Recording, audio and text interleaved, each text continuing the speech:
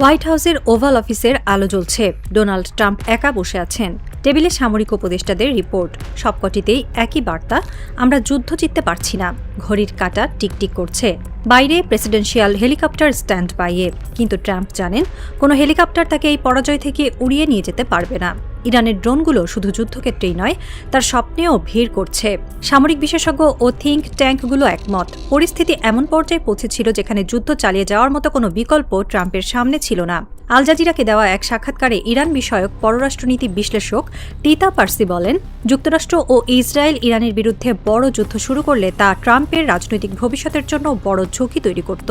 Trump তার truth সোশ্যালে কয়েক ঘন্টা আগে পোস্ট দিয়েছিলেন, আমরা জিতছি, কিন্তু সত্যিটা হলো তিনি জানেন আমেরিকা জিতছে না, আমেরিকা হারছে। আর এই হারের নাম ইরানের 10 দফা প্রস্তাব। যুদ্ধ শেষ হওয়ার পর ইরানের সুপ্রিম ন্যাশনাল সিকিউরিটি কাউন্সিল প্রকাশ করে ওয়াশিংটনকে দেওয়া 10 দফা প্রস্তাব, যা নীতিগতভাবে গ্রহণ করা হয়েছে। আর এই 10 দফা বাস্তবায়িত হলে মধ্যপ্রাচ্যের ভূ রাজনীতিতে আমূল পরিবর্তন আসবে। প্রথম দফায় ইরান ঘোষণা দিয়েছে, হরমুজ প্রণালী দিয়ে চলাচলকারী প্রতিটি জাহাজ এখন ইরানের সশস্ত্র বাহিনীর সরাসরি তদারকিতে থাকবে। তেহরান এই আন্তর্জাতিক জলপথকে একটি নিয়ন্ত্রিত করিডোরে রূপান্তরের ঘোষণা দিয়েছে। এটি এখন আর উন্মুক্ত নয়। এখান দিয়ে কোনো জাহাজ প্রবেশ করতে হলে ইরানের অনুমতি লাগবে, বেরোতেও অনুমতি লাগবে। উপসাগরীয় সকল দেশকে এই নিয়ম মেনে চলতে হবে। দ্বিতীয় দফায় ইরান শর্ত দিয়েছে, ইরানের উপর আরোপিত সব ধরনের অর্থনৈতিক নিষেধাজ্ঞা স্থায়ীভাবে প্রত্যাহার করতে হবে।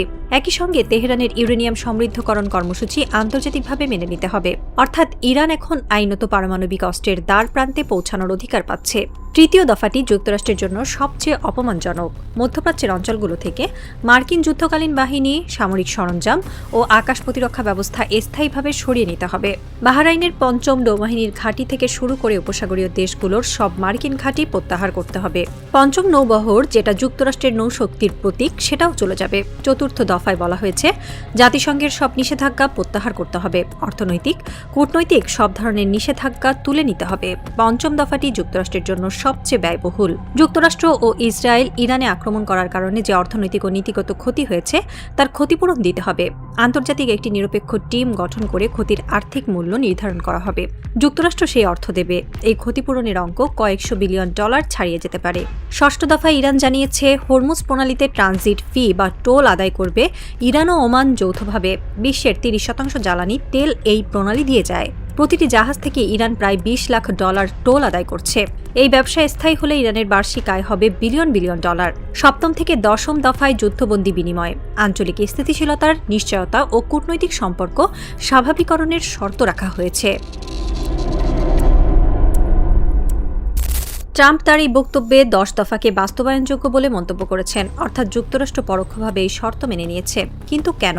বিশ্লেষকরা বলছেন, যুক্তরাষ্ট্রের বর্তমান পরিস্থিতি পুরোপুরি অগোছালো। মধ্যপ্রাচ্যের ঘাঁটিগুলো ধ্বংস হয়ে গেছে, রাডার সিস্টেম কাজ করছে না, লজিস্টিক সাপোর্টে মিসাইল ও অস্ত্রের সংকট। তারা নতুন করে সবকিছু রিবিল্ড করতে চায়, সময় দরকার।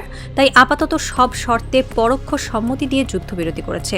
ইরান কিন্তু তা জানে। ইরানের বিপ্লবী গার্ড বলেছে, ট্রিগারে আমাদের আঙুল এখনও আছে। যুক্তরাষ্ট্র যদি কোনো সময় ইরানের স্বার্থবিরোধী কাজ করে, সঙ্গে সঙ্গে পাল্টা জবাব দেওয়া হবে। আল জাজিরার বিশ্লেষণ বলছে, যুক্তরাষ্ট্র চাইলেই প্রথম থেকেই যুদ্ধ না করে এই শর্ত মেনে নিতে পারত, কিন্তু তারা যুদ্ধ বেছে নিয়েছিল। এখন যুদ্ধে হেরে বাধ্য হয়ে শর্ত মেনে নিচ্ছে। এটি ইতিহাসের এক অপমানজনক পশ্চাৎপসরণ।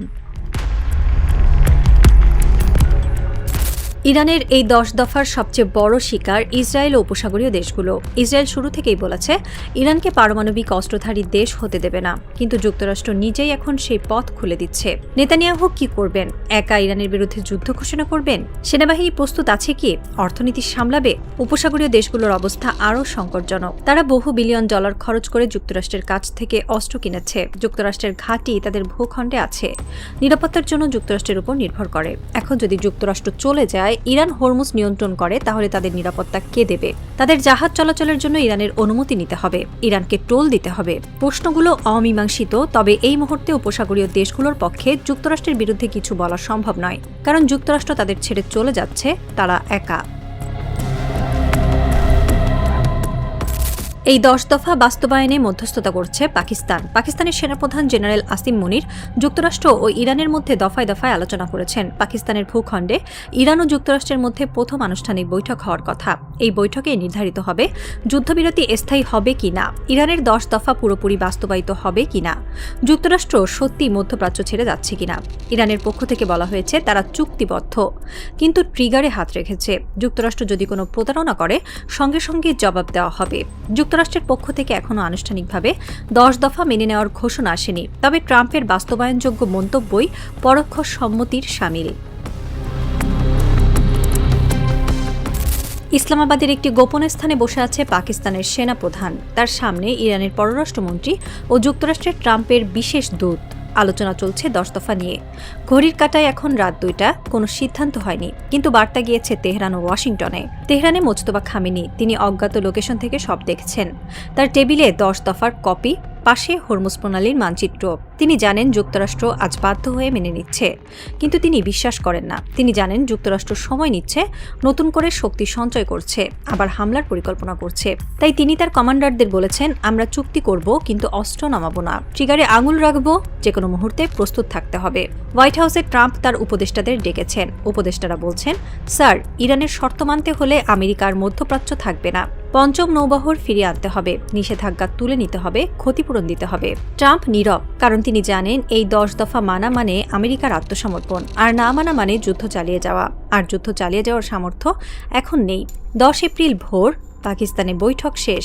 ক্যামেরার সামনে আসেন পাকিস্তানের সেনাপ্রধান। তিনি ঘোষণা দেন, আলোচনা সফল হয়েছে। ইরান ও যুক্তরাষ্ট্র যুদ্ধবিরতির চুক্তিতে স্বাক্ষর করেছে। ইরানের 10 দফার ভিত্তিতে এই চুক্তি বাস্তবায়িত হবে। বিশ্ব থমকে দাঁড়ায়, কারণ এই এক ঘোষণায় বদলে গেল মধ্যপ্রাচ্যের মানচিত্র। হরমুজের মালিক ইরান, উপসাগর থেকে চলে গেল যুক্তরাষ্ট্র। ইরান পেল পারমাণবিক বৈধতা, পেল $1 বিলিয়ন ক্ষতিপূরণ, পেল টোল আদায়ের অধিকার, আর যুক্তরাষ্ট্র পেল শুধু পরাজয়। মোজতবা খামেনি সেই মুহূর্তে দাঁড়িয়ে আছেন জানালার পাশে, তার চোখে জল। তিনি তার পিতার কবরের দিকে তাকিয়ে আছেন। মনে পড়ছে সেই রাত যখন ইসরায়েলি ক্ষেপণাস্ত্রে তার পিতা শহীদ হয়েছিলেন। সেই প্রতিশোধের শপথ আজ পূর্ণ হলো। তিনি ফিসফিস করে বললেন, পিতা, দেখুন, আমরা জিতেছি, ইরান জিতেছে। এই জয়ের নাম 10 দফা, এই জয়ের নাম হরমুজ, এই জয়ের নাম ইরান। থ্রিলার শেষ, পর্দা নামলো, কিন্তু ইতিহাসের নতুন অধ্যায় শুরু হলো। সেই অধ্যায়ের নাম ইরানের শতাব্দী।